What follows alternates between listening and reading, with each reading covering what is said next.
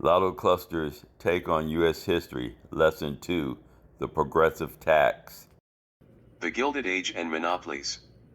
During the Gilded Age and the 1920s, the absence of an effective federal progressive income tax allowed industrial magnates, such as John D. Rockefeller and major corporate trusts, to amass unprecedented wealth. Economic power became dangerously centralized. FDR and the rebirth of the progressive tax. President Franklin D. Roosevelt countered the economic crisis by introducing a highly progressive tax structure, notably through the Revenue Act of 1935, often called the Wealth Tax Act, alongside the New Deal. Curtailing monopolies, higher tax brackets on excessive wealth and corporate profits targeted the monopolistic dominance that had flourished under prior, unregulated decades. It was explicitly designed to prevent the extreme concentration of wealth and power that fueled monopolies.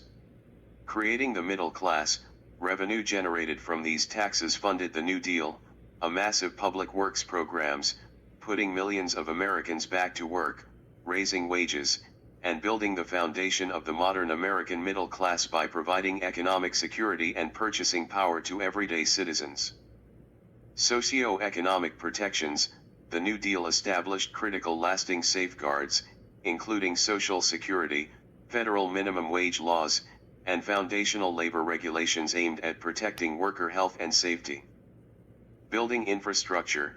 FDR used these revenues to build foundational public infrastructure, including dams, bridges, schools, subways, and hospitals, establishing a robust network of public services and protections.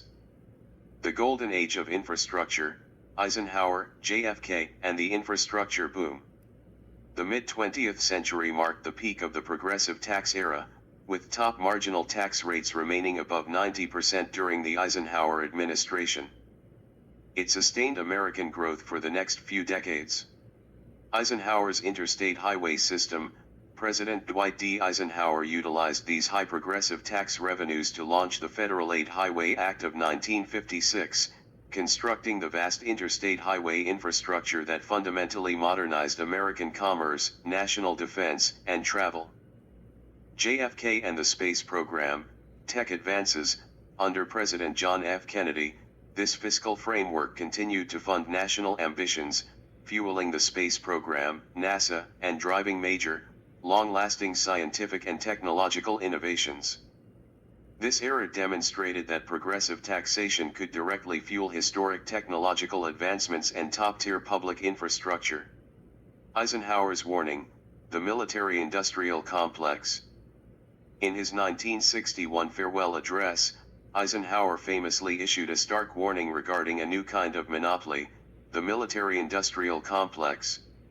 He cautioned that the total convergence of an immense military establishment and a large arms industry could exert unwarranted influence over American governance. The shift from progressive taxation, Reagan to Trump tax cuts. Starting in the 1980s, the economic paradigm shifted radically toward supply-side economics. Tax cuts and deregulation. Drastic reduction in public revenue. Decline in infrastructure. 60 years of underfunding, thousands killed or injured. Reduction of social programs, SNAP, WIC, higher ACA costs, tax Social Security.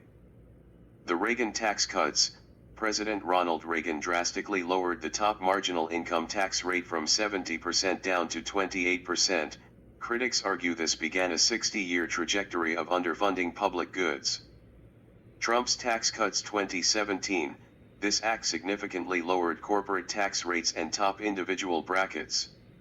It drained the government of the revenue needed for public funds. Trump's tax cuts 2025. This act permanently locked in lowered corporate tax rates and top individual brackets that were set to expire. It also cut taxes on certain corporate foreign profits. It will reduce federal revenue by trillions of dollars over the next decade, increasing the federal deficit. Modern consequences, corporate wealth versus public services.